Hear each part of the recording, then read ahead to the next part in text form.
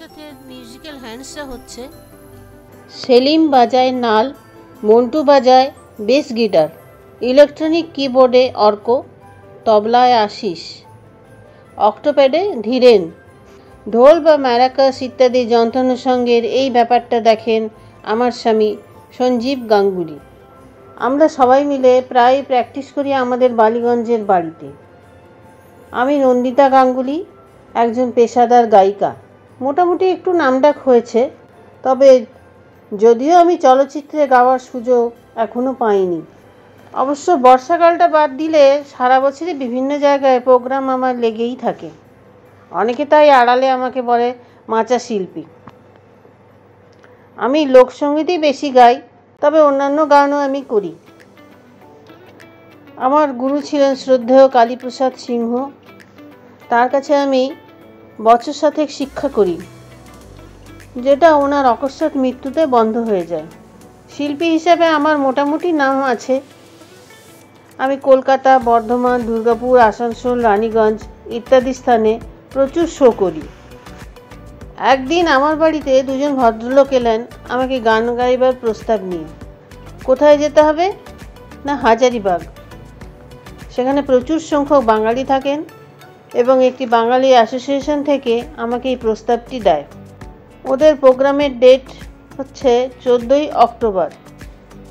আমার স্বামী ওদের সাথে কথা বলেন। আমাদের তো 15 অক্টোবর আসানসোলে একটা অনুষ্ঠান আছেই, আপনাদেরটা 14, তাই আমরা 14-এ আপনাদের প্রোগ্রামটা করতেই পারি। তবে কয়েকটি কথা আছে আপনাদের সাথে তার আগে। তিনি ওনাদের বলেন যে আমরা এখান থেকে ব্ল্যাক ডায়মন্ডে করে ধানবাদ যাব, পৌঁছাবো 11:30 নাগাদ। ওখানে থেকে হাজারিবাগ যাওয়ার জন্য দুটো গাড়ির ব্যবস্থা আপনাদের করতে হবে। যেহেতু আমাদের সাথে আমাদের হ্যান্ড শো থাকবে, আমরা হাজারিবাগ পৌঁছে একটু বিশ্রাম নিয়ে তারপর পারফরমেন্স করতে চাই।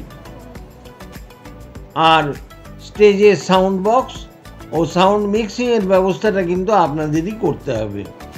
আর দেখবেন যেন আমাদের প্রোগ্রামটা তাড়াতাড়ি শুরু করতে পারি, যাতে আমরা তাড়াতাড়ি শেষ করে সেই রাত্রেই বেরিয়ে আসতে পারি, কারণ পরের দিন আমাদের আসানসোলে একটা অনুষ্ঠান আছে।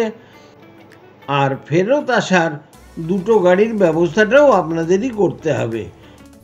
এইসব ব্যবস্থা যদি আপনারা করে দিতে পারেন তাহলে আমাদের শো করতে কোনো আপত্তি নেই।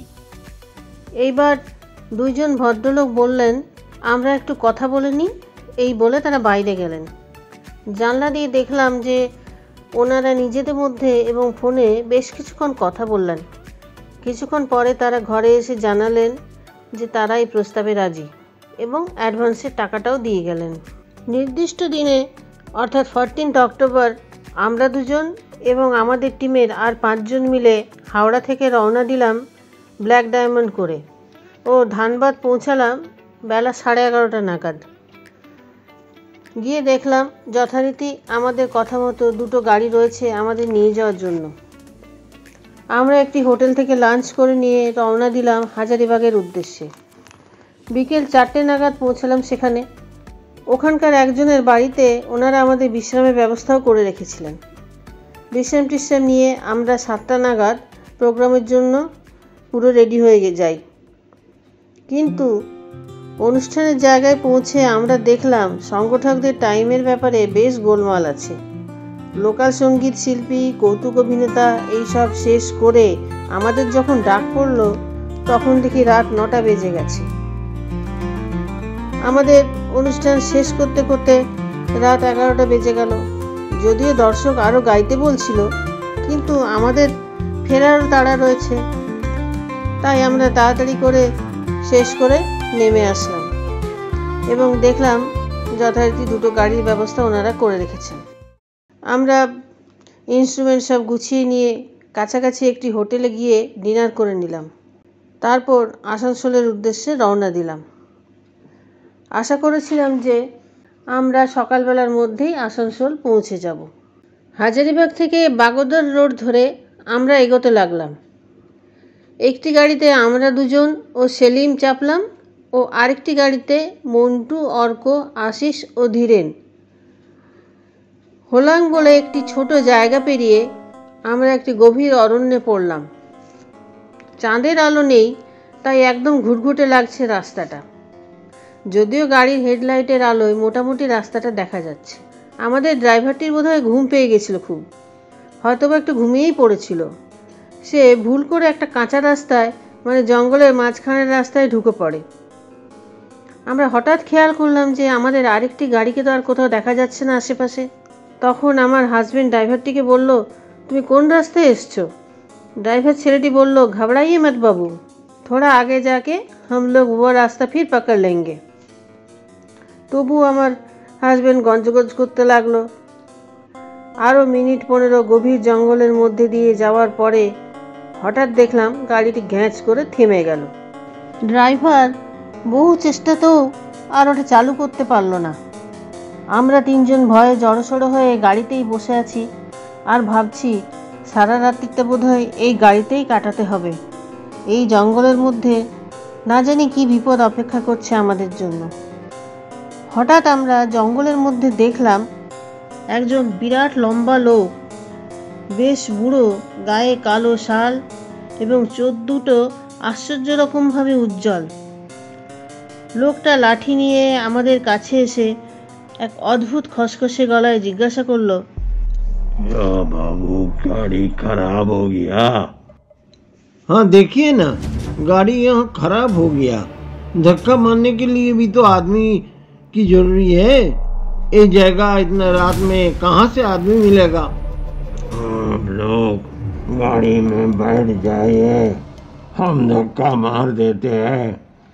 आप अकेले कैसे सकिएगा? आपकी तो उम्र भी ज्यादा है।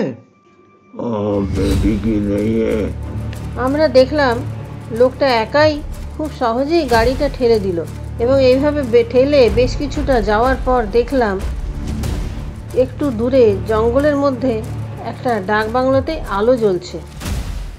এইবার বুড়ো লোকটা বলল, गाड़ी खराब के तो देखिए, रात में वो डाक बांग्लो में रह जाइएगा। আশ্চর্যজনকভাবে দেখলাম গাড়িটা এবার স্টার্ট নিল। লোকটার কথা শুনে আমার হাজবেন্ড বেশ নিশ্চিন্ত হলো মনে হয়, কিন্তু আমার মনে হলো এই গভীর জঙ্গলে হঠাৎ করে ডাক বাংলো কোথার থেকে আসলো। আমার মনে কেন জানি না কু ডাকলো হঠাৎ, কিন্তু আমি পাত্তা দিলাম না ব্যাপারটা, এটা আর কাউকে বললামও না। পেছন ফিরে আমি দেখলাম ওই বুড়ো লোকটা হঠাৎ করে অন্ধকারে কোথায় যেন মিলিয়ে গেছে। আমরা ভাবলাম যাকগে রাতটা এই ডাক বাংলোতেই আপাতত কাটিয়ে নেব। যাই হোক, গাড়িটা নিয়ে আমরা ডাক বাংলোতে পৌঁছে চৌকিদার চৌকিদার বলে ডাকাডাকি শুরু করলাম। অনেকক্ষণ ডাকার পর একজন বুড়ো মতন চৌকিদার বেরিয়ে আসে। বড় নেতার খাকি হাফ প্যান্ট এবং খাকি শার্ট। সঞ্জীব জিজ্ঞাসা করলো, रात के लिए हम लोग को 4 आदमी के जगह मिलेगा? हम लोग को खाना होना कुछ नहीं चाहिए, खाली सोने के लिए जगह चाहिए। हाँ बाबू, हो जाएगा। আমরা তখন 4 জন মানে ড্রাইভার সহ ভেতরে ঢুকলাম এবং দেখলাম একটা ঘরে 2টো বিছানা রয়েছে, ঘরে আলোও রয়েছে। এখানে আমাদের 4 জনের জায়গা মোটামুটি হয়ে যাবে। এই সময় চৌকিদার এসে জিজ্ঞাসা করলো, बाबू इतना रात में कहाँ से आ रहे हैं आप लोग? তখন সঞ্জীব ওকে সব বলল, এমনকি ওই অদ্ভুত ধরনের বুড়ো লোকটার কথাও বলল। তখন চৌকিদার দরজা খুলে বলল, देखिए तो बाबू, ये आदमी था क्या? আমরা সবাই দরজা দিয়ে মুখ বাড়িয়ে দেখতে গেলাম। দেখলাম ওই বুড়োটাই দাঁড়িয়ে আছে, চোখ দুটো আগুনের ভাটার মতো জ্বলছে এবং বুড়োটা হঠাৎ বিকট হাসি হাসতে শুরু করলো। আর পেছন থেকে ওই ডাক বাংলো, চৌকিদার সব যেন হঠাৎ করে গায়েব হয়ে গেল। চারিদিকে গভীর অন্ধকারের মধ্যে শুধু বিকট হাসির শব্দ ভেসে বেড়াচ্ছে। আমরা কোনো রকমে সবাই দৌড়ে এসে গাড়ির মধ্যে তাড়াতাড়ি করে বসে পড়লাম। পেছন থেকে যেন ওই হাসির আওয়াজটা তাড়া করে আসছে আমাদের। আমি জ্ঞান হারিয়ে ফেললাম। পরে আমার স্বামীর কাছে শুনেছিলাম যে গাড়িটা ভাগ্যক্রমে তখনই স্টার্ট নিল এবং কোনো রকমে ড্রাইভার ঊর্ধ্বশ্বাসে চালিয়ে নিয়ে এসে হাইওয়েতে তুলেছিল। সকালবেলা আমরা আসানসোল পৌঁছে গেলাম। সেখানে পৌঁছে আমরা দেখলাম আমাদের আরেকটা গাড়ির সদস্যরা ওখানে উৎকণ্ঠিতভাবে অপেক্ষা করছে আমাদের জন্য। তারা আমাদের দেখেই হৈ হৈ করে উঠল। এরপরে আমরা ঠিক করলাম এত অল্প সময় নিয়ে আমরা আর কখনো কোথাও প্রোগ্রাম করতে যাব না। এই ভয়ঙ্কর অভিজ্ঞতার কথা মনে পড়লে আমার এখনও যেন সিদ্ধারা দিয়ে একটা ঠান্ডা স্রোত বয়ে যায়। আজকের গল্পটি আপনাদের কেমন লাগলো কমেন্ট করে অবশ্যই জানাবেন।